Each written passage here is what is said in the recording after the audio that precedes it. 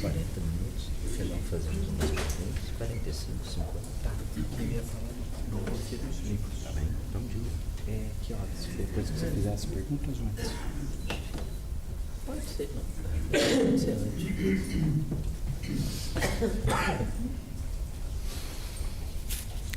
Boa noite.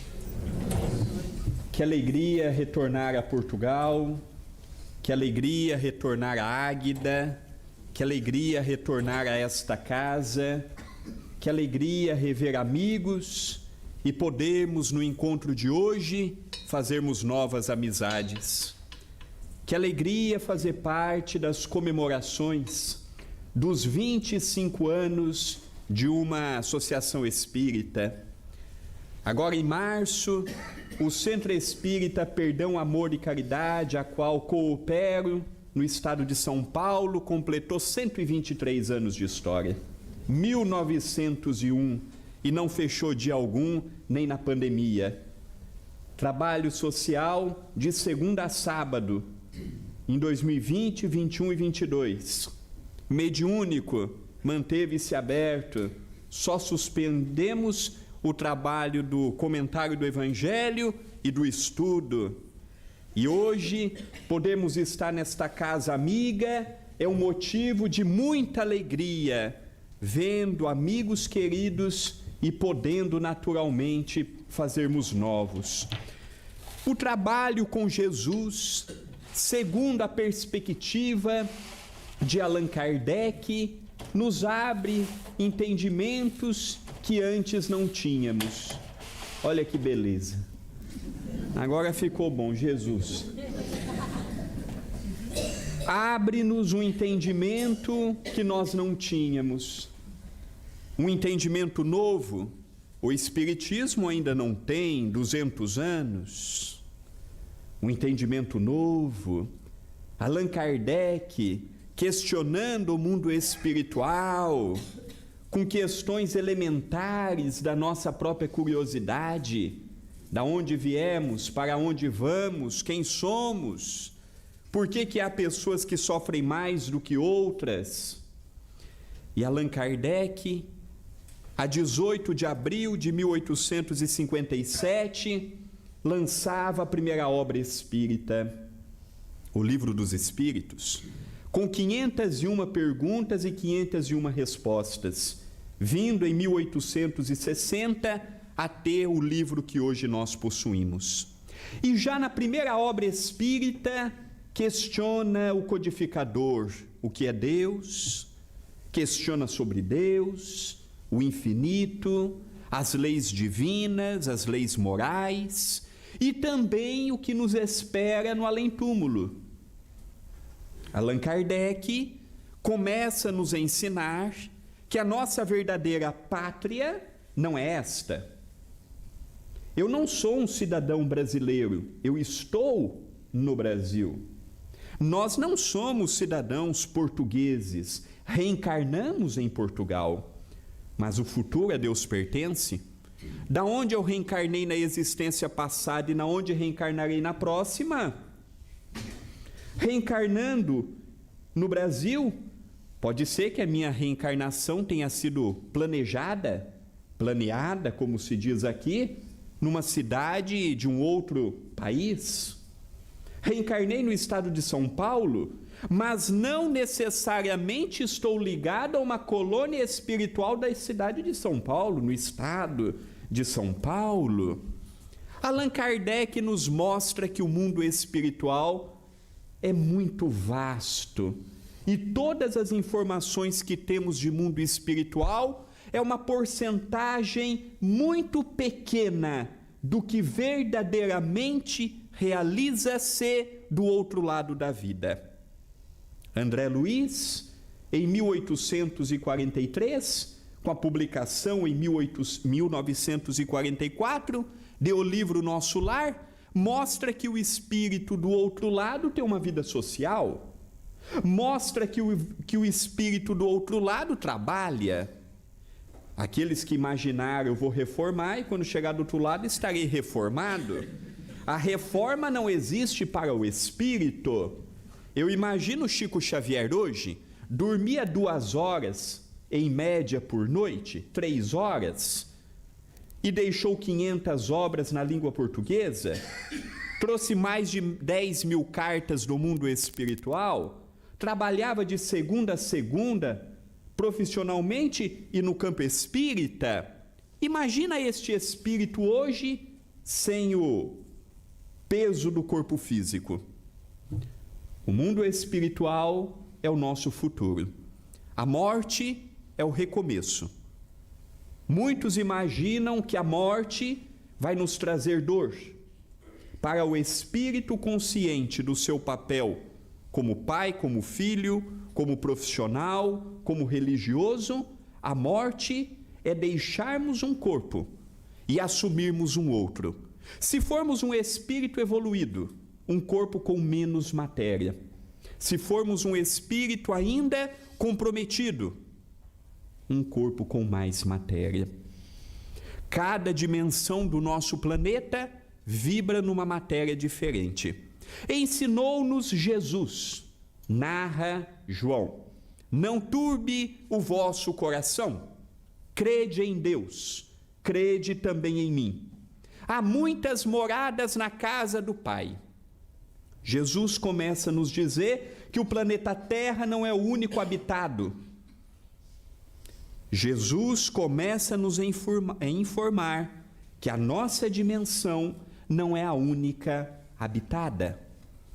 Os grandes iniciados no Egito, na Grécia, na Babilônia, na Índia, na Pérsia, todos eles, os iniciados do passado, já tinham a compreensão da imortalidade do espírito e que o espírito continua o seu progresso do outro lado da vida.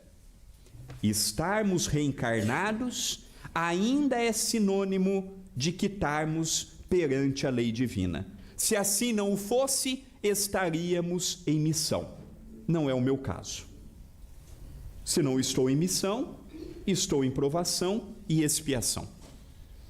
E as provas e as expiações que eu tenho no caminho, segundo o espírito de André Luiz, muitas vezes foi pedido por mim antes de reencarnar. Do outro lado da vida, a maior luta que podemos encontrar é com a consciência que se sente culpada. Muitos me perguntam: André, tem medo de encontrar algum espírito do outro lado? Não, eu não tenho medo. Eu tenho medo de desencarnar hoje e olhar para a oportunidade que tive e não ter aproveitado como deveria. Esse é o meu medo. Ser um bom pai, ser um bom filho, ser um bom profissional, ser um bom tarefeiro na casa espírita. Essa é a minha preocupação. É chegar do outro lado e ver que tive uma oportunidade de ouro, nascendo num lar espírita, tendo passado pela evangelização infanto-juvenil, pré-mocidade, mocidade e continuando o labor de uma casa de oração. Do outro lado da vida, continuarei a ser quem sou aqui. O espírito não muda porque morreu. O orgulhoso morreu, agora é humilde. Não. O invejoso morreu, agora deixou de ser. Aquele que não trabalhava aqui, continua sem trabalhar do outro lado. A morte não santifica ninguém. A morte não eleva ninguém a patamares que não o mereceu. Enquanto a nossa sociedade é dividida por classes sociais, muito em função do que eu recebo do ordenado, da reforma, de uma herança, o mundo espiritual também é dividido por classes, mas não monetárias, e sim de moralidade. O rico do mundo espiritual é aquele que mais ama, é aquele que mais perdoa, é aquele que mais tolera, é aquele que menos guarda aborrecimentos, causando grandes desconfortos psicológicos. O infeliz do outro lado é o vaidoso, rancoroso, mas Lutênio já nos disse que aqui em Águeda não há esse problema. Não há. Mas em outros cantos de Portugal e no Brasil, a realidade é outra. Então, eu estou escrevendo a história que irei compor e continuar do outro lado da vida. Todos os dias eu estou preparando a minha desencarnação. Só chega do outro lado bem quem aqui na terra viveu aquela égide do capítulo 15 do Evangelho segundo o Espiritismo. Fora da caridade não há salvação. Não é fora do Espiritismo, não é fora da mediunidade, não é fora desta associação que há salvação. É fora da caridade. Todos têm direito de encontrarem um local bom do outro lado da vida. Se assim não fosse, nós seríamos os eleitos. Qual a percentagem ou porcentagem de espíritas no mundo? Talvez não dê 1% da população. Então eu vou imaginar que Deus deixou 99% ao abandono? Não seria justo? Aqui é uma das portas que pode nos levar à espiritualidade, mas não é a única. Para nós é a melhor, mas para o outro pode ser que não o seja. Para mim, aqui é o local que me eleva a patamares de reflexão, aprendizagem, reformulação de conceitos, mas para muitos pode ser que não seja. No mês de setembro do ano que passou, o espírito de Jerônimo Mendonça, o gigante deitado, do pescoço para baixo, nada mexia, vivia numa cama ortopédica da cidade de Tuiutaba, Triângulo Mineiro. E aquele espírito, dos 20 anos de idade aos 50, ficou preso a uma cama. Mas ele tinha duas possibilidades. A primeira e a mais comum, reclamar. Eu sou um coitado, Deus se esqueceu de mim, tantos perversos gozando de uma saúde plena e eu, jovem bonito, jovem com saúde, me encontrando hoje nesta situação. É o desculpismo, a terceirização do sofrimento e da dor. O segundo caminho, o menos usual, o menos acompanhado por nós os encarnados, o de compreender que não somos vítimas e que tudo na vida tem um porquê. Se não nasceu no hoje, nasceu no ontem. E ele, compreendendo pelo conhecimento espírita, que tinha muitos resgates a serem ressarcidos no presente, abraçou a sua encarnação. Em vez de lamentar, dedicou-se de corpo e alma ao Espiritismo, se tornando um grande referencial de abnegação e de coragem frente à dor. Por onde ele ia, e felizmente temos palestras dele no YouTube, falava do amor, falava da caridade, falava da alegria de viver. Só que uma pessoa que tem tudo falar da alegria de viver tem um impacto. Uma pessoa que não anda, uma pessoa que não move, uma pessoa que se tem sede depende dos outros, se não tem alguém para lhe dar água, ele fica com sede. E assim foi por 30 anos. E por onde ele ia, não tinha tempo ruim.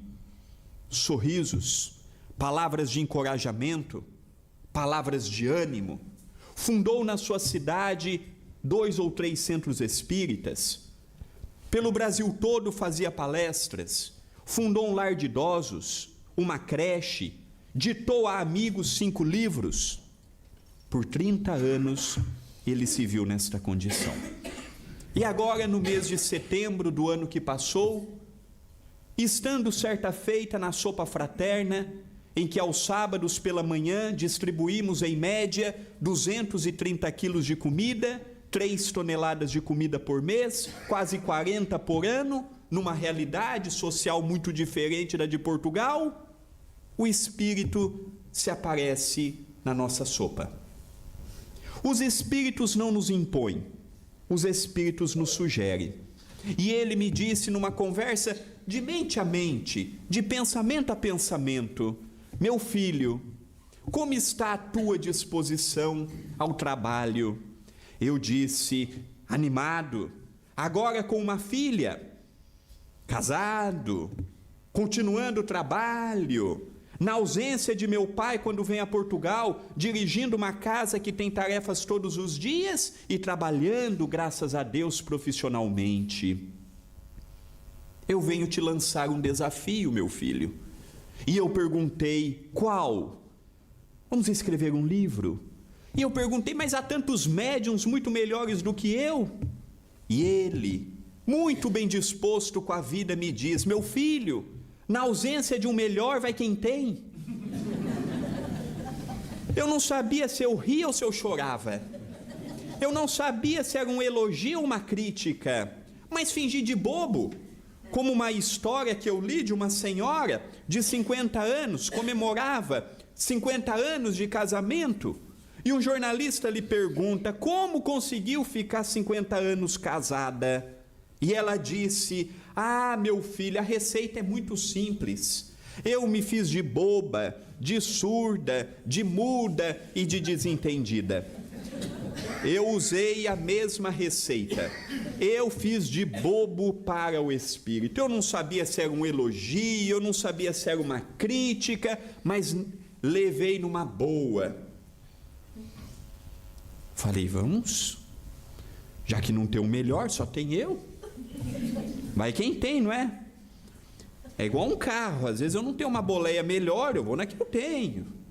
Às vezes eu não tenho um corpo melhor, mas há 10 anos vim a primeira vez a Portugal, na altura elegante, igual o Lutênio, com cabelo mais magro. Olha como é que está hoje. Imagina daqui a 10 anos, não tem mais nada. Mas feliz. Tem pessoas que olham no espelho, ficam tristes, não é? Porque já tem entrada, saída. Eu olho no espelho e agradeço, porque ainda tem alguma coisa. Tudo é questão de perspectiva. Aproveitei enquanto tinha cabelo, enquanto estava magro. Casei para enganar antes, não é? Porque se demora muito, ela já não aceita mais. E é interessante como tudo na vida evolui, não é? Às vezes para melhor, às vezes para pior. Na época, minha esposa casou com um gatinho. Hoje eu já sou um outro animal, não é? Imagino o que serei daqui a 10, 20 anos, né? Mas minha mãe, coitada, ainda acha eu bonito, então... Faz muito tempo que a minha esposa não fala, eu te acho lindo. Mas eu também não pergunto, né, Lutênio? Porque vai que ela mudou a opinião, né? Então o espírito, num dia de sopa fraterna, em que temos as tarefas na casa, ele me questionou, e a disponibilidade, e o trabalho? Falei, vamos adiante. E ele me deu a oportunidade de eu escolher o dia melhor para ele. Falou, o dia que for melhor, o horário que for melhor, estaremos juntos.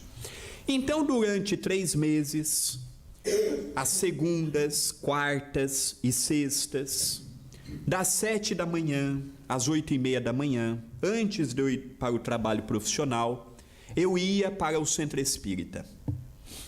Esses dias não há trabalhos pela manhã. Colocava uma música de fundo, desligava o telemóvel, ligava o computador sem acesso à internet, pegava água, fazia uma prece e já ia sentindo o espírito carinhosamente nos envolvendo. E eu apenas lhe fiz uma pergunta: vamos escrever sobre o quê? Ele me disse, não é da tua conta. Eu falei, tá, a culpa é minha, eu perguntei, não é? Ele falou, não, meu filho, eu estou a brincar. Falei, então tá bom. Vamos escrever sobre o quê? Ele falou, vamos narrar um pouco sobre uma colônia espiritual que nós temos em cima de Itapira. Porque nós imaginamos que só existe nosso lar acima do Rio de Janeiro. Nós imaginamos que Portugal não há colônias espirituais, ou outros países. Lembremos que as colônias espirituais estão por toda parte e que uma mesma região acima pode ter cidades no mundo espiritual. Nosso lar entre a cidade material do Rio e a cidade espiritual que é nosso lar, tem outras mais materializadas. Lembremos-nos que vivemos num prédio de 7 andares e que no mesmo andar há subdivisões, como André Luiz nos fala no livro Nosso Lar: umbral grosso, médio e fino. Então ele me falou, nós vamos escrever um pouquinho sobre uma colônia que desenvolve um trabalho acima de Itapira, mostrando a realidade do espírito do outro lado da vida. Se nós aqui imaginamos que fazemos muito, eu tenho aprendido que do outro lado se faz muito mais. Não é um pouco a mais, é muito mais. E nos primeiros capítulos, antes de adentrarmos a colônia propriamente, ele foi narrando como foi a sua chegada do outro lado da vida, porque nós imaginamos assim: o cego daqui já vai chegar do outro lado enxergando. Não é assim. O paralítico daqui já vai sair correndo do outro lado. André Luiz, quando desencarnou, ficando 8 anos num umbral denso, recebe a visita do ministro Clarencio por intercessão da mãe de André Luiz. Quando ele chega em nosso lar, ele fica 1 ano sob o tratamento de Dr. Henrique de Luna. Não é um dia. Ele ficou 1 ano em tratamento do outro lado. Então o espírito, ou melhor, o perispírito, já que o espírito é a centelha divina, o perispírito, que é a roupagem do espírito, ele também tem a necessidade, ao chegar do outro lado, de se adaptar a uma nova realidade, a não ser um Chico Xavier, um Dr. Bezerra, que já tem um grau elevado. Mas nós não somos o Dr. Bezerra, nós não somos Chico Xavier, nós não somos espíritos da segunda ordem, como está em O Livro dos Espíritos. Então, ao chegarmos do outro lado, a maioria de nós será, por merecimento, amparado a um hospital, recebendo os primeiros cuidados, para que possamos, a partir daí, seguirmos a nossa caminhada. Então ele dizia, ele que em determinada altura da sua vida ficou cego, nos últimos anos de vida tinha que colocar um saco de areia sobre o peito, de aproximadamente 10 quilos, porque ele tinha muitas dores. E ele começou a me narrar uma cidade no mundo espiritual. E curiosamente, havia alguns dias que escrevíamos, como se fosse um projetor, eu via algumas imagens que ele mostrava. E havia capítulos que ele apenas ditava. E um dia eu lhe questionei o porquê que alguns capítulos eu vejo e outros nada vejo. E ele me informou que aqueles capítulos que eu via é para que eu pudesse ter um mínimo arquivo mental para melhor colocar no papel. Porque a realidade do mundo espiritual é muito diferente da nossa. E vou dar um exemplo.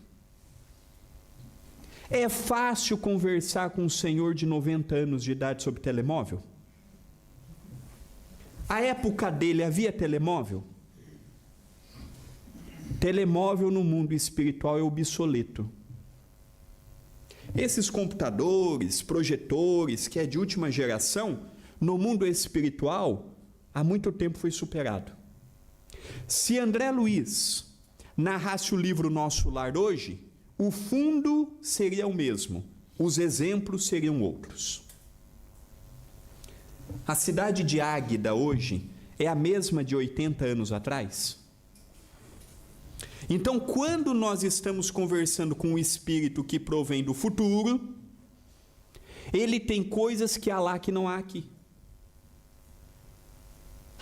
Tanto quanto se formos para uma cidade atrasada espiritualmente, e André Luiz teve o favor de nos narrar o livro Libertação, numa cidade estranha, que se passa numa região espiritual da Europa. Diz que é uma cidade que tem um governante que há 700 anos, que é Gregório, dirige aquela cidade. Quantos anos tem mesmo o Brasil? 500. Mas a conta não fecha. Essa cidade tem 700 anos e o Brasil tem 500, e naquela altura só havia índio no Brasil. Onde que se passa esse livro?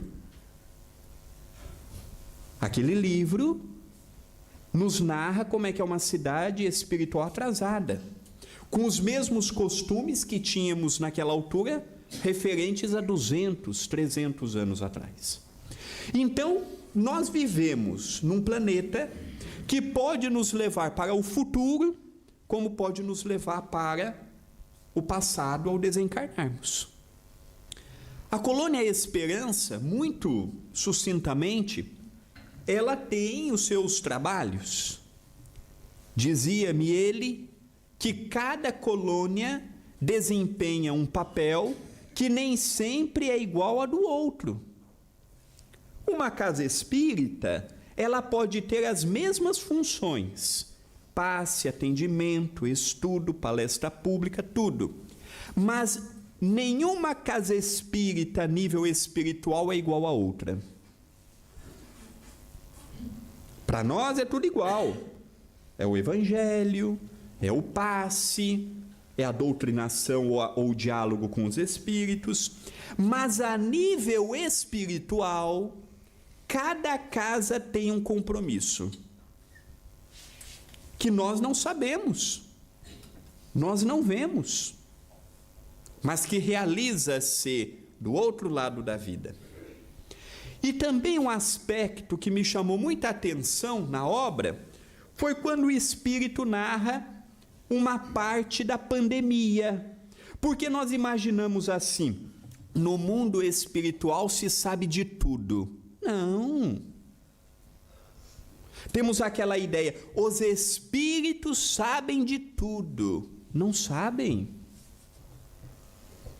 Quando nós temos uma guerra, uma calamidade pública, mortes coletivas, as dimensões muito próximas à Terra também são pegas de surpresa.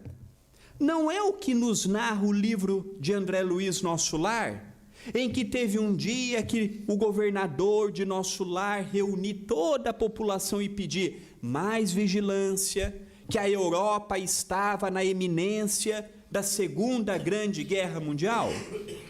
Mas eles não sabiam se iam ter guerra ou não. Não sabiam? Então, às vezes, nós temos aquela ideia: não, os espíritos sabiam que ia ter pandemia. Não, os espíritos sabiam que iam ter milhares de mortes. E da mesma forma que é toda a área da saúde, o Lutênio, como médico, viu de perto. Foi pego de surpresa, porque eu tenho capacidade para atender num hospital 50 pessoas em Águeda, ou pouco mais ou pouco menos, e de repente eu tenho 1.000, 2.000, 3.000, eu vou pôr esses doentes na onde? Ou nas grandes cidades, como Lisboa, Porto? E começou a desencarnar todos os dias um número elevado de pessoas?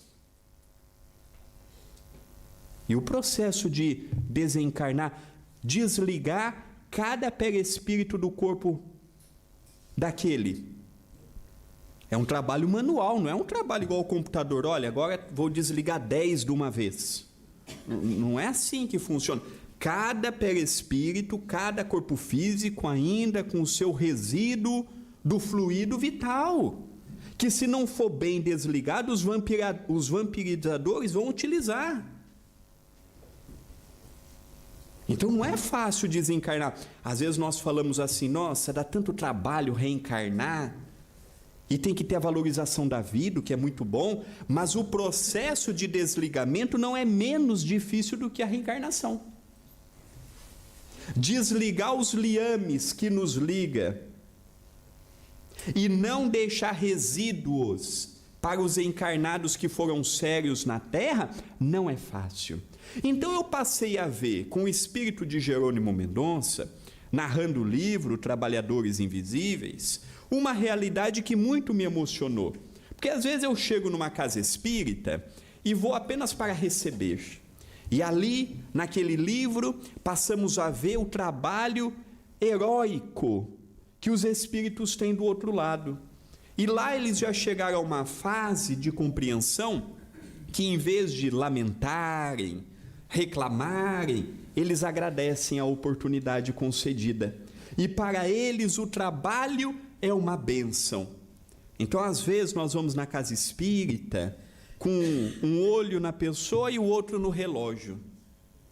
Às vezes nós vamos para a casa espírita apenas com aquele objetivo de receber e nada doar sentimentos, doar a nossa prece. Então precisamos repensar, porque do outro lado da vida, a vida é muito diferente comparada com a nossa. E lá, para ser admitido, exemplo, André Luiz, foi médico, sanitarista, cientista. E eu tive a oportunidade de conhecer pessoas ligadas a ele de Pedro Leopoldo e pessoas ligadas a ele de Uberaba. Meu pai frequentava a casa e o grupo espírita da prece desde 1985, e Uberaba é unânime que Chico dizia que era o espírito de Carlos Chagas, um dos grandes ao lado de Oswaldo Cruz. No Brasil, cientista, trabalhador, o currículo extraordinário. E quando ele chegou no mundo espiritual, teve vontade de trabalhar como médico, depois de 1 ano de tratamento.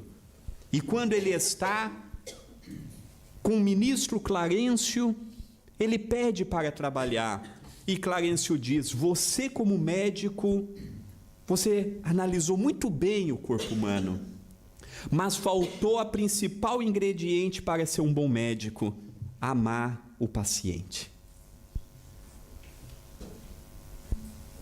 Aí ele falou: mas o que eu posso fazer aqui? Eu tenho um trabalho muito bom para você. Olha, precisa de gente para limpar o chão, para limpar onde ficam os doentes, para limpar a casa de banho. Imagina, ele foi médico aqui, e olha o que ele foi ser do outro lado. Então eu já imagino, não é? Se ele, com o currículo que ele teve, foi para lá, imagina o coitado do André. Por onde é que eu vou do outro lado? Então, lá no Centro Espírita, em Itapira, eu já estou tendo familiaridade com a vassoura, com o rodo, limpar a casa de banho, porque do outro lado é o lugar que vai ter para trabalhar, é onde tem vaga. Então, às vezes nós imaginamos assim: no mundo espiritual, os espíritos trabalham incansavelmente, e o convite para nós é sairmos da casa hoje e trabalharmos. Quanto mais dedicarmos, é com amor, em casa, no trabalho, no trânsito. Em tudo nós podemos amar, em tudo nós podemos ser um foco de luz, que tanto o mundo precisa, tanta discórdia. Há pouco o nosso querido Lutênio dizia que o que mais as pessoas necessitavam quando a casa os visitavam era sentir-se amadas ou atendidas, porque tinham aquela solidão. Quem de nós é tão pobre que não tem 1 minuto para dar uma pessoa do nosso lado? Às vezes imaginamos que fazer a caridade é dar muito, é fazer muito. Não, às vezes 1 minuto sentado, que é uma caridade maior do que passar aos poucos princípios morais às crianças de hoje, que estão moralmente tão desnorteadas, sem religiosidade, sem espiritualidade, sem princípios.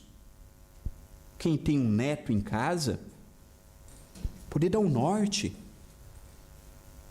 ver um lar de idosos aqui na cidade, num dia que possa visitar e passar uma tarde, uma atitude nobre. Passar diante do hospital, orar pelos enfermos, orar pelos suicidas, orar pelos drogaditas e pela mãe. Ninguém bota um filho no mundo e deseja que o filho use droga, seja um alcoólatra. Orar pela mãe que sofre com as dores do filho. Nós podemos. Não se paga, é do coração. Então os trabalhadores invisíveis, do outro lado da vida, trabalham em todas as dimensões. Neste momento, tem milhares de espíritos que poderiam estar em condições muito melhores, mas abdicam dessas condições para estarem neste momento no abismo e nas trevas para amparar quem tem vontade de melhorar. Nesse momento, tem um monte de espíritos fazendo funções que há muito eles poderiam deixar de fazer. E eu encerro, para falarmos um minuto do livro e passarmos ao Lutênio, uma história que Chico Xavier narrou do Dr. Bezerra de Menezes. Quando o Dr. Bezerra de Menezes completou 50 anos de desencarne, estava uma comemoração. Os espíritos que foram ajudados por ele, os espíritos gratos pelo seu esforço, estavam numa assembleia, num convívio. E em dado momento, um espírito muito iluminado vem de esferas superiores. É o espírito de Celina, assessora de Mãe Santíssima, de Nossa Senhora.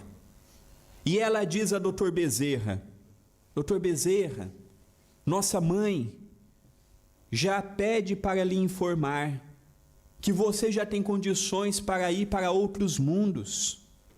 Já não precisa mais continuar no planeta Terra. Já pode continuar sua evolução. Conta o Chico que aquele venerando homem ficou de joelhos, chorando aos prantos.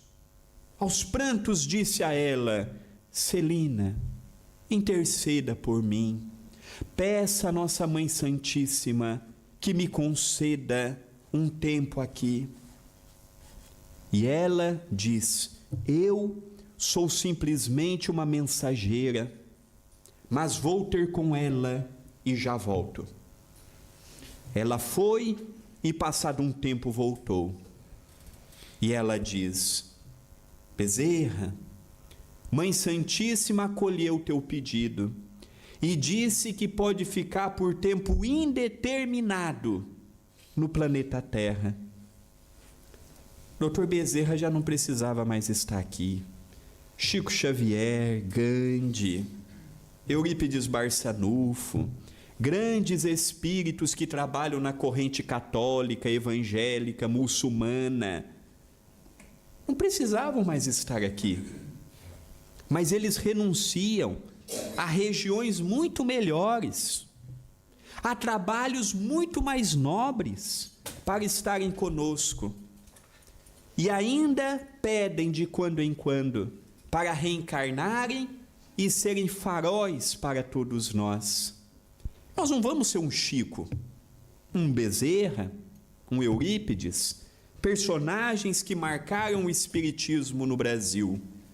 Mas, se formos uma réplica, mesmo que pequena e imperfeita, comparado conosco a um passado de 200, 300, 400 anos, já representa uma pequena e, quem sabe, média transformação. Que Jesus nos abençoe, que Jesus nos ampare e nos ilumine hoje e todo sempre. Muita paz.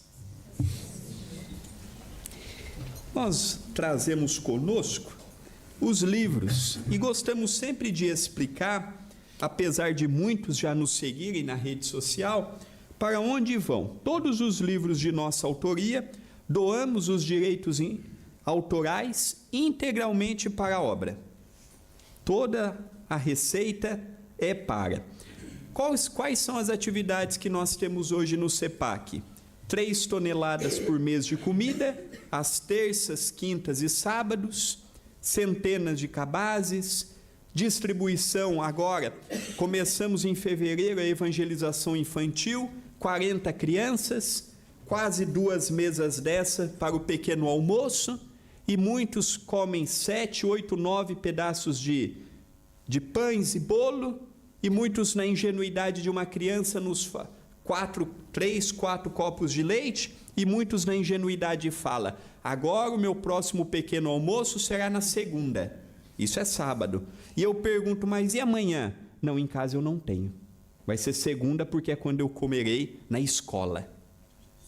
Então uma realidade muito diferente da que nós encontramos aqui.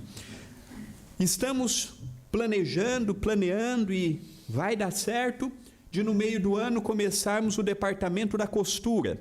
Já temos um ginecologista, uma psicóloga que dará o pré-natal, o acompanhamento psicológico, e também vamos começar agora a confecção dos enxovais. Muitas jovens, 13, 14, 15 anos, grávidas, às vezes não tem recurso para comprar, adquirir uma roupa para tirar o filho da maternidade. Então, nós vamos ter esse departamento também, que se tudo correr bem, agora no mês de julho, nós já começaremos mais esta atividade social. Então, os livros é o que nos ajuda. Os livros, as campanhas mensais, amanhã é dia de comida. 230, 240 quilos de comida serão feitas. Aproximadamente 250 famílias atendidas.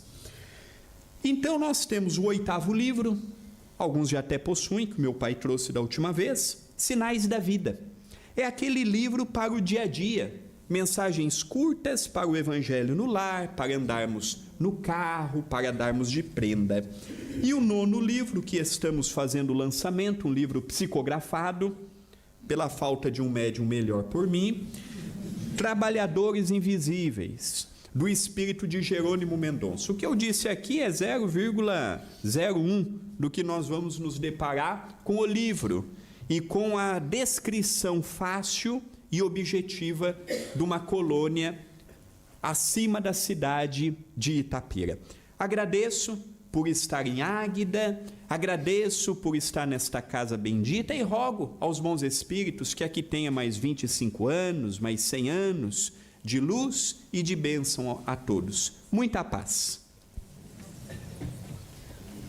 André, vamos ficar agora que o micro nos capta bem. Vamos. Olha, você colocou aqui uma questão que nos deixou a pensar, tá? Que é a seguinte, não há reforma, aposentadoria no mundo espiritual, mas habitualmente nós costumamos afirmar, morreu, agora vai descansar. Descansa ou não descansa? Essa é uma visão católica, não é? Morreu, vai ao lado do Pai. Os espíritos nos dizem que quanto mais dilatada a compreensão que ele possui, mais trabalho ele abraça do outro lado. Um Chico Xavier hoje, o trabalho dele, talvez nós não temos cabeça para imaginar o que aquele homem faz do outro lado da vida hoje. Se era um ser interexistente, conheço uma história do Chico, de uma senhora que trabalhou por mais de 20 anos cuidando da casa dele, e um dia essa senhora foi chamada pelo Chico, ela me contou, e ela nem espírita é, o Chico nunca, e um dia ela foi chamada pelo Chico, o Chico falou, olha, doutor Bezerra pediu para que eu resolvesse algumas coisas numa outra dimensão, mas os espíritos têm necessidade de corresponder por mim. Aí o Chico pegou folha, pôs de cada lado e falou para a senhora, desse lado, minha filha, vai escrever André Luiz, desse lado vai escrever Humberto de Campos. E ela falou, e o senhor? Eu vou para outras regiões. E o que eu faço com o teu corpo? Só vigia, minha filha, para ninguém fazer nada com ele. E lá, as duas mãos escrevendo, ele indo. Imagina, se ele era esse fenômeno aqui, imagina do outro lado. Então, Nada de morrer para descansar. Não. É melhor começarmos a pensar... Não, tem muito espírito encostado do outro lado. Tem muito espírito encostado. Não é todos que morrem e trabalham, não. O cansado daqui é cansado. Apesar que Portugal não tem cansado, né? Mas o brasileiro, né? Muito calor no Brasil. O brasileiro, coitado, já desencarna cansado. Mas aqui não, aqui é um povo esclarecido. Ok.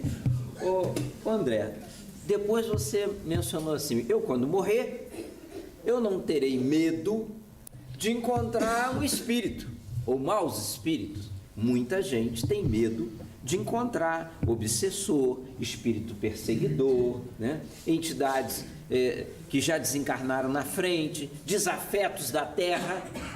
E você disse que a grande questão é, ao desencarnar, nos confrontarmos com as oportunidades perdidas. O que são as oportunidades perdidas? Todos os dias são oportunidades novas que nós temos. Estar com a família, trabalhar. O que eu faço hoje, daqui a 30 anos eu não farei. O corpo muda, as possibilidades mudam, a vida muda. É fazer ao máximo hoje para amanhã não ter arrependimento do que eu não fiz. Eu não tenho medo dos espíritos, porque se eles são feios do outro lado, eu também sou aqui. Ó, cabelo, aparência, então vai ser uma briga de feiura. Brincadeiras à parte, evidente. Lógico, se você me falar assim, você tem medo dos espíritos? Não, eu tenho respeito, mas eu não tenho medo de espírito nenhum, porque se eu manter a minha faixa elevada pela minha vigilância, espírito nenhum chega próximo de mim. O problema é quando eu entro na faixa deles. André, quais as nossas melhores credenciais para levarmos da Terra que serão válidas no mundo espiritual? Que há muita coisa que a gente tem na Terra e, como foi o caso de André Luiz, não tinha validade no nosso lar. Ele chegou lá, precisou se readaptar. Quais podem ser as nossas melhores credenciais? Levarmos daqui para quando chegar lá, olharem para a gente e dizer assim, muito bem, está aceito. Façamos um comparativo com a própria obra de Chico Xavier. Segundo o livro dele, Cartas de uma Morta, ditado pela sua mãe Maria João de Deus. Descendentes de escravos, analfabeta, vivia de lavar roupa no rio, sem qualquer conhecimento literário. Passado um tempo no mundo espiritual, pôde conhecer Saturno, Júpiter, Marte, e está descrito no livro Cartas de uma Morta. André Luiz, doutor, fazia parte da sociedade da então capital do Brasil, Rio de Janeiro, tinha amigos nobres e ricos, ficou 8 anos no umbral. Então, o credencial é o amor, simplesmente o amor. Levarmos assim, nos apresentarmos lá assim. Mas muita gente, voltando à questão das limitações, alega que às vezes com a idade aparecem as dificuldades orgânicas, né? Tem pessoas que às vezes trabalham no bem, mas às vezes lá ficam com a catarata, vem um problema de vista, já não podem conduzir como conduziam, vem um problema de locomoção, os joelhos e as pernas, já não pode andar até a casa espírita, né? Vem o problema da idade, o declínio cognitivo. Como é que fica esse período nosso de transição? Estávamos ativos, ficamos limitados, vamos desencarnar e vamos chegar lá. Como é que é? Primeiro que a velhice, ela precisa ser aceita. Aceitarmos que com determinada idade eu não vou ter a mesma energia que tenho quando era mais novo. Muitos não aceitam a idade e isso gera para si uma grande frustração. A velhice é uma fase também de muito aprendizado. É a fase em que nós nos encontramos com maior fragilidade orgânica e vamos nos deparar com muitos desafios. Quando é uma pessoa com uma mente aberta e se adequa àquela realidade, tem uma velhice feliz. Mas a maioria não se prepara a ela e fica zangado, triste, rabugento e passa a ser até um problema para a própria família.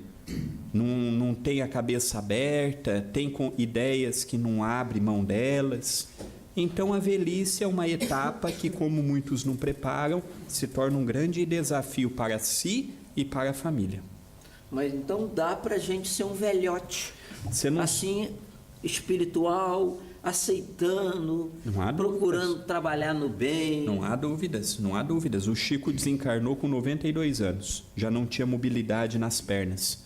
Na véspera dele desencarnar, ele foi à distribuição dos pães e do leite, carregado pelos amigos.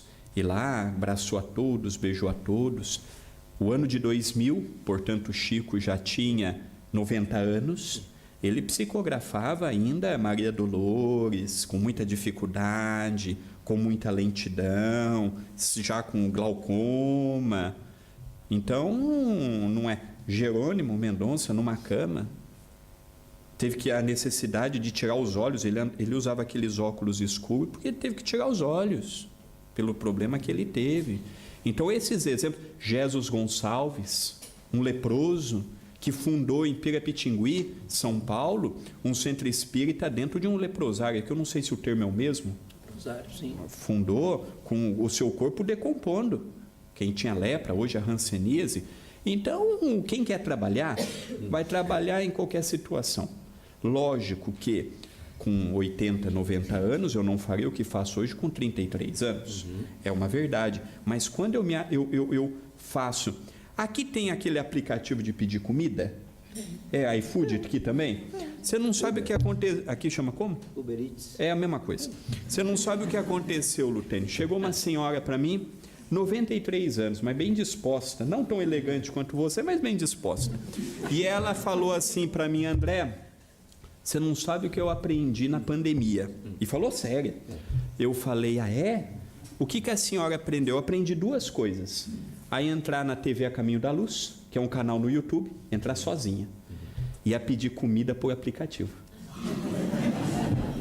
Tudo é perspectiva, né? Para nós, às vezes, para o mais jovem, é fácil. Uma pessoa de 90 anos, a dificuldade é muito grande. E ela falava como uma vitória. E a gente, olha que beleza. Okay. Isso. André, acerca do livro, você já tinha alguma ligação com o Jerônimo Mendonça? Porque o Jerônimo Mendonça é um espírito, pelo menos a sua história no livro O Gigante Deitado, tá? É um espírito que a gente se encanta por ele, né? Tendo a dificuldade visual, tetraplégico, né? Como você disse, se quisesse beber água, precisava que alguém lhe desse, né? Deslocava-se numa cama, não é assim? Você já tinha alguma ligação com ele? Penso que apenas a nível espiritual, porque nós ficamos 2 anos entre ele desencarnar e eu reencarnar, foram 2 anos no mundo espiritual. Vocês dois? Ele desencarnou em 89. Sim. E eu reencarnei em 91. Eu não sei se neste período algo, mas ele não me revelou nada. Ele não me revelou nada. Porém, desde muito novo na oratória, eu sempre tive muita vontade de narrar o seu exemplo como uma superação, como um encorajador para nós que às vezes não temos nada de físico e ele. Então ele sempre foi para mim um referencial, um sustento naquelas horas difíceis de eu querer reclamar, lamentar, e ele perseverante por 30 anos. Então a ligação que eu tenho é pela afinidade. Agora, ele tinha uma dívida muito grande perante a lei divina que conseguiu muito dela acertar nessa última encarnação. Se for dívida por dívida, eu penso que a gente já deve ter feito muita coisa errada no passado. Muito comprometimento. Muito comprometimento. Já que você disse que ele se apresentou e a história que a gente conhece, era tetraplégico, cego, extremamente limitado, né? Como é que ele se apresentou? Você ouviu? Não vi, eu ouvi. Eu não tenho evidência. Eu não vejo toda hora, todo momento. Eu tenho a clara evidência quando os espíritos desejam nos mostrar algo. Belíssimo esclarecimento, porque muita gente pensa que quem é médium, tá? E identifica os espíritos, vê quando quer toda hora. E ele está dando aqui um exemplo. Vê quando eles querem te mostrar. Exato. E vê o quando querem e o que querem. Tá? Então... Diga-se de passagem, ainda bem. Não. Ainda bem. Se tem uma mediunidade que eu nunca desejei é de ver os espíritos, porque é muito bom ver esse ambiente, mas aqui nós passamos um período muito pequeno da semana. Lá fora, a realidade é outra. Então é uma mediunidade que é igual o Chico. Um dia a pessoa falou: Chico, vamos te dar a carta de condução. Você fica dependendo de táxi, de amigo, de boleia. Às vezes dá muito trabalho para os outros, porque o Chico tinha uma vida muito agitada. O Chico falou: eu não posso, meu filho. Eu não sei o que é encarnado, o que é desencarnado. Então, foi num sábado, estávamos já umas 10 horas da manhã, pouco antes de fazermos uma prece, que fazemos habitualmente nesse horário, e ele se fez visível, já no mundo espiritual, andando, vendo, andando para nós, porque os espíritos, Lutênio, têm propriedades que nós desconhecemos. Mas ele se fez visível como se fosse você ao meu lado.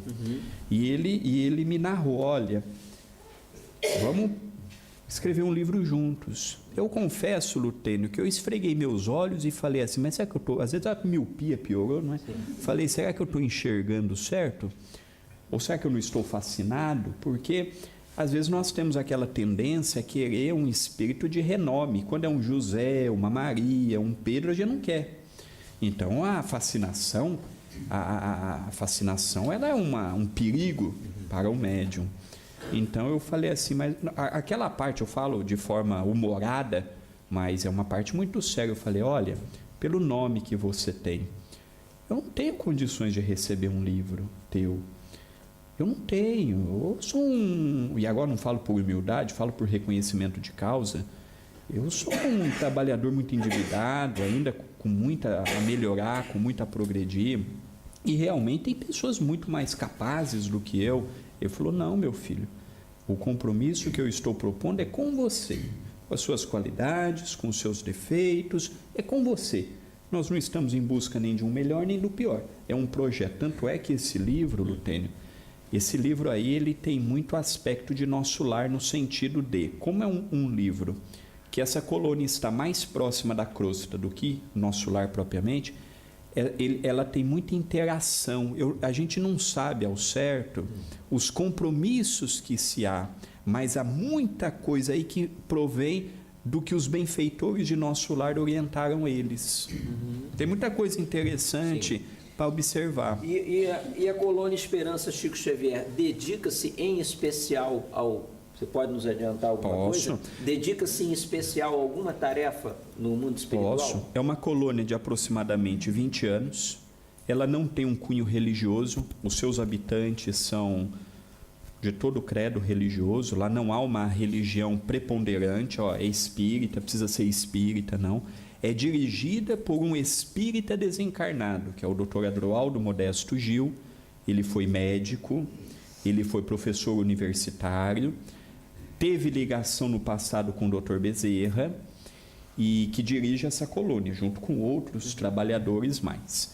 Jerônimo não é morador da colônia. Ok.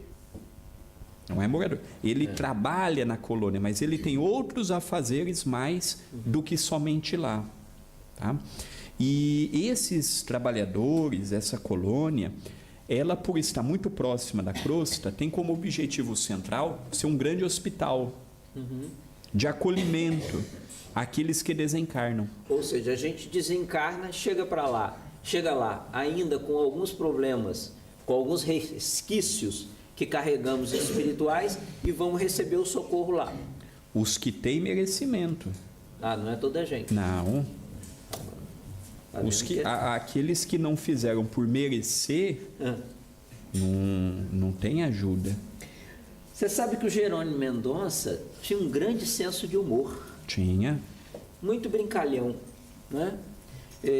Embora sendo tetraplégico e invisual, ele gostava de cantar. Nossa, e era desafinado.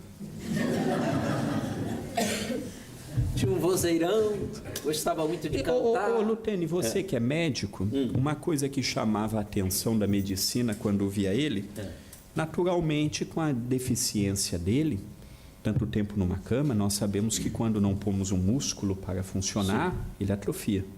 E a voz não deixa de ser. E ele, até o último dia de vida, não perdeu o poder da voz. Isso, para a ciência, não sei se você já analisou esse aspecto, que é da sua área, é um aspecto fascinante.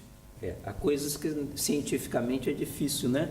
Mas o que o Jerônimo, inclusive ele fazia palestras, né? Tinha um grande senso de humor. Recordo-se que uma vez ele precisava de algum capital, de alguma ajuda financeira para as obras que ele tinha, de lar, de apoio e tudo, e ele procurou o Chico. Ele procurou o Chico e o Chico falou para ele procurar o cantor Roberto Carlos. Não, é verdade. Verdade. Ele foi procurar. O Roberto Carlos é um cantor que ele diz ser católico, mas ele tinha muito carinho pelo Chico, tanto é que ele tem uma música que ele fez em homenagem ao Chico, e ele tinha uma grande amizade a Jerônimo. E o Chico falou, você e o Roberto Carlos estão na mesma faixa vibratória, vai procurar ele. E lá no Rio de Janeiro, o Lutênio conhece, há uma casa de show muito conhecida, o Canecão. Naquela época. Imagina você levar ele, teve que amarrar porque e desviando para entrar. E ele conseguiu falar com o Roberto Carlos. E o Roberto Carlos falou assim: olha, aqui eu não posso te dar muita atenção que eu vou iniciar o show. Só um adendo, muitos shows que Roberto Carlos fez na década de 60 e 70, ele doava a receita, a bilheteria, o dinheiro para as obras do Chico. Muito. E aí, duas músicas, por exemplo, O Homem e Nossa Senhora, de autoria mediúnica do Chico, e o Chico falou, não diga porque, como eu sou espírita, não vão aceitar. Então tinha uma parceria ali muito grande. E aí o Jerônimo falou, tá, e como é que eu posso falar com você? O Roberto Carlos deu o endereço dele no Rio, falou, me procura no meu apartamento. No outro dia o Jerônimo foi, e aí o Roberto Carlos falou, no que eu posso ajudar? Olha, quem me pediu para vir foi o Chico. E o Chico pediu para eu expor meu projeto. E aí eu estou precisando de uma ajuda. Aí o Roberto Carlos perguntou, quanto você precisa? Eu preciso de tanto, eu vou te dar. E não foi só, né? Ele ia muito a São José dos Campos, também estado de São Paulo agora, e aí quando um centro ia inaugurar, o Jerônimo perguntava, está precisando do quê? Estou precisando de cadeira, estou precisando de mesa. Ele ligava para o Roberto Carlos e falava, tem um centro novo, está precisando de 100 cadeiras, você pode doar? E assim foi até o final da vida do Jerônimo. Teve um grande amigo, que foi um grande amigo e financiador. O que é interessante quando o Chico diz, vai ter com o Roberto Carlos, porque vocês dois estão na mesma faixa. É porque o Roberto Carlos é deficiente, para aqueles que não sabem, ele não tem uma perna, tá?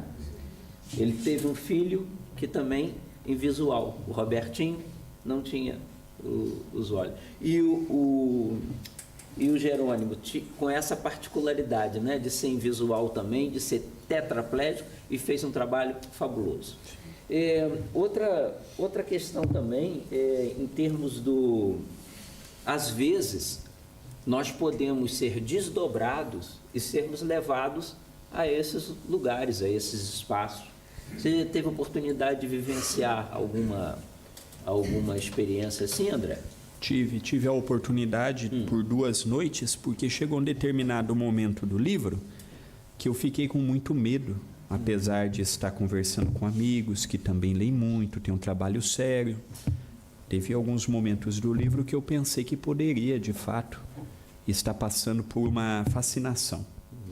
Porque a mediunidade, como eu disse há pouco, ela é muito sutil. E por 2 vezes o espírito de Jerônimo Mendonça, o desdobrado do corpo, há dias que eu lembro do que eu passo no mundo espiritual e há dias que não. Então, por 2 vezes, de forma muito clara, ele apenas me falou, meu filho, deita numa posição confortável, informe a tua esposa, porque nós temos uma filha pequena, e naturalmente à noite dividimos os afazeres quando ela precisa de algo. E aí por 2 vezes eu tive a oportunidade de ver, mas não vi tudo. Vi o que eles queriam que eu visse. O que provavelmente você suportaria ver. Com certeza. André, em termos assim da obra, né, psicografada, você é médium consciente? Enquanto o espírito vai escrevendo, você vai tendo consciência do que vai saindo no papel? Ou você é um médium inconsciente, semi-inconsciente, parcialmente? Semi-inconsciente. Eu não tenho ideia do que está sendo escrito, mas eu sinto o meu corpo. Ok. Eu continuo tendo plena funcionabilidade do corpo. Mas o que o espírito está escrevendo já foi no computador, Sim. sem acesso à internet, para não desviar a atenção, e ali o espírito, mente a mente, pensamento a pensamento. A mão era minha, mas quem a conduzia era o espírito. Muito bem, muito bem. André. Bem, foi muito bom a gente bater esse papo, conversar, trocar impressões. Quem quiser saber mais sobre a colônia, né? Delicie-se aí com o livro. Eu vou pedir para a gente reduzir as luzes. Vou te pedir que nos faça a prece de encerramento. Tem música? Pois, sim. O companheiro vai colocar a música. Você faz a prece, depois nós passaremos ao passe. Pode, Helena, pode reduzir. Depois nós passaremos ao passe individual. Aí eu vou para lá, depois da prece, fico lá para... Aqui mesmo? Fica aqui. Ah, depois do passe que eu vou para lá. Exato. Você senta aqui, fica aqui, tá? Pode fazer.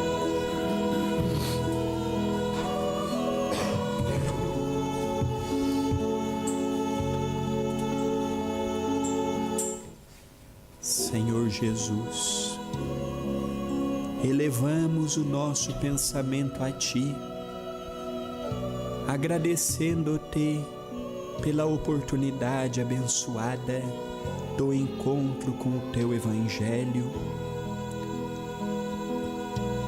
Ainda, Senhor, pequeninos que somos, na luta construtiva do dia a dia, rogamos ao Teu coração, bondoso e misericordioso, pelo amparo necessário.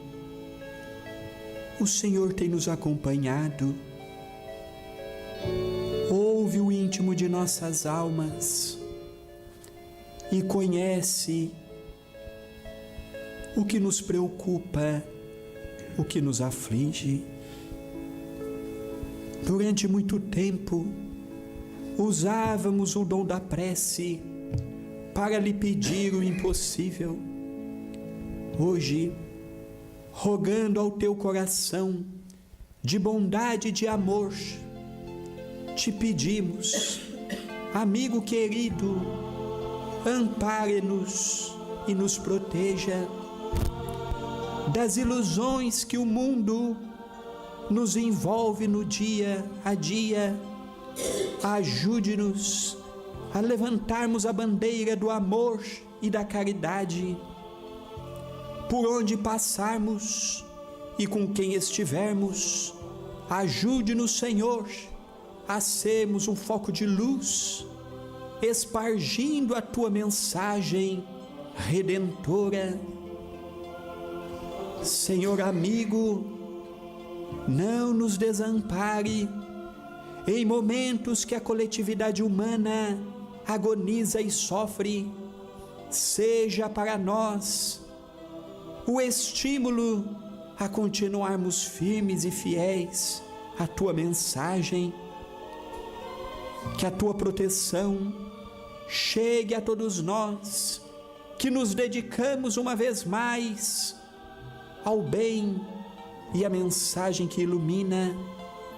Que o retorno aos nossos lares, escola bendita de nossas almas, possa representar para nosso espírito a coragem e a resignação.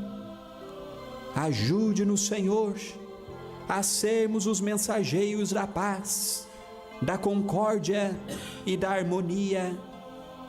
Graças te damos, mestre e amigo, e te convidamos a estar conosco. Senhor amado, gratos estamos e no pedido habitual, formulamos ao teu coração querido: nos acompanhe onde estivermos, hoje e para sempre.